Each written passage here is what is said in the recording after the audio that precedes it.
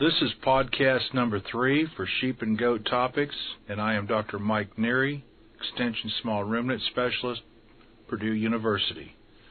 On this podcast, we will cover protecting sheep and goats against enterotoxemia and tetanus. These are two diseases that all sheep and goat producers should be vaccinating for, unlike many other diseases which should be considered on an operation-by-operation basis. Vaccination programs for enterotoxemia, or commonly referred to as overeating disease or pulpy kidney, and tetanus commonly occur around the late gestation and lactation period for both dams and offspring. Enterotoxemia and tetanus can be serious diseases in sheep and goats, and with tetanus, there is an added threat because it's a threat to humans as well. A simple vaccination program that is inexpensive and effective can prevent these conditions very easily. The bacteria that causes overeating disease in sheep and goats is Clostridium perfringens type C and type D. These bacteria are normal inhabitants of the sheep or goat's gut. In normal situations, they are present in low numbers and pose no threat to the animal. However, when large amounts of soluble carbohydrates, sugars, and proteins are consumed, the numbers of the bacteria in the gut can explode in number. The end result of this bacterial population growth is the release of toxins that affect the gut and nervous system, almost always resulting in death in the unvaccinated animal.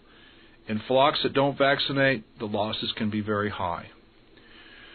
One could list a whole slew of symptoms for enterotoxemia, but overwhelmingly the most common symptom is just sudden death.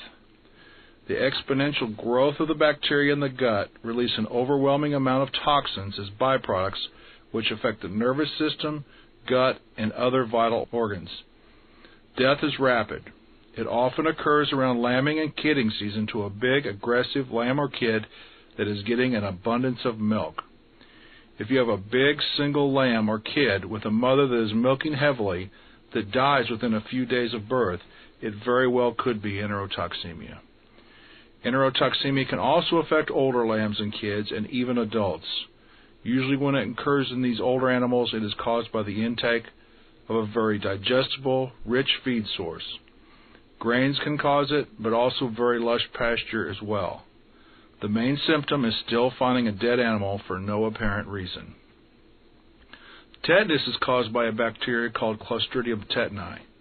It is present in soil and manure. When it occurs, it can be very serious as it can affect humans as well as other animals on the farm. The tetanus bacteria enter the body through some wound or cut or decaying tissue. Normal management practices such as ear tagging, docking tails, castrating, can allow the bacteria to enter the animal's system.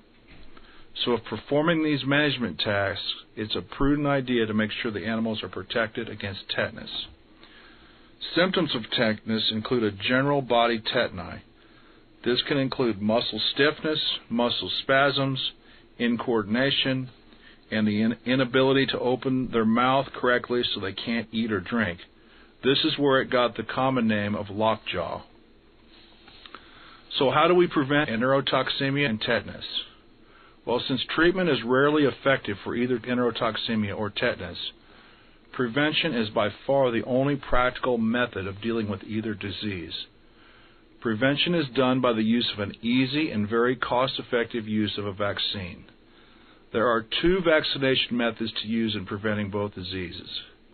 One is through the use of a toxoid-type vaccine that confers immunity through the use of a series of vaccinations. This is probably the best method and the most effective with the longest-term immunity. The vaccine covers both Clostridium type C and D as well as the tetanus. It is simply commonly referred to as C, D, and T. The way it works is that a ewe or doe that has had the previous series of vaccines for C, D, and T is given a booster vaccine in late gestation, usually about 3 to 6 weeks before lambing or kidding. This booster vaccine then stimulates the production of antibodies in the ewe or doe that are passed on to the lambs or kids via maternal antibodies that are contained in the colostrum. The lambs and kids then have passive immunity until about 5 to 8 weeks of age. Therefore, if they are docked, tagged, castrated, they have protection against tetanus. They also have protection from enterotoxemia for the same amount of time. When the lambs or kids are around 5 to 8 weeks of age and their own immune system is functioning, they then would receive their first vaccine of CD&T. In 3 to 6 weeks, they will need a booster for full immunity. This booster is very important. One vaccine initially is inadequate to give a functioning level of protection. If the animal then remains in the breeding flock or herd, they only need one booster vaccine annually for full protection. The other method to use for protection is through the use of an antitoxin vaccine. These do not stimulate antibody production in the animal. In fact, these types of vaccines contain antibodies against these diseases that remain in the animal system for about 2 weeks. Thus, if the ewes or does are not vaccinated for CD&T in late gestation, the lambs and kids can be given the antitoxin to give them a short-term protection. Of the two methods, the best approach is to use the series of toxoid vaccines, as it confers a longer-term immunity through the life of the animal as compared to the antitoxin approach. Also, the availability of the antitoxin vaccine has sometimes been sporadic. The CD&T toxoid vaccine is easily obtained from a variety of sources. Vaccinating for enterotoxemia and tetanus is simple, inexpensive, and very effective. If it saves even one animal per year, the vaccine cost will be paid for multiple times over. If you have found this podcast helpful, please recommend it to your friends, subscribe to the podcast, and please rate it. Thank you very much.